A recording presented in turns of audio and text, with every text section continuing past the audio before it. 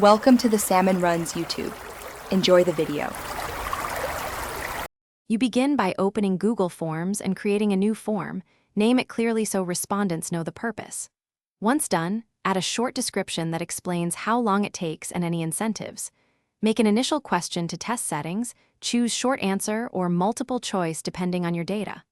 Also, set required questions now for critical fields. This first step locks in structure and prevents rework later, so take a minute to plan question types.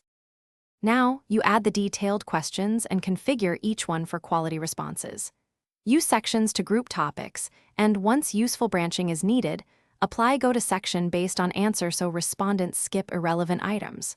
For numerical or email fields, enable response validation and set custom error text. This reduces bad data. Make sure you vary question types to match the data you want, and preview the flow frequently to ensure clarity and logical progression. Finish by checking form settings. Collect emails, set edit permissions, and customize the confirmation message so respondents know what comes next. Once done, choose how to share, link, email, or embed, and test on a different account.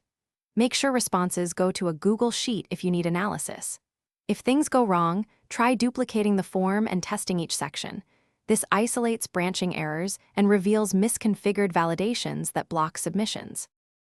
Thanks for watching. Consider subscribing if we helped you.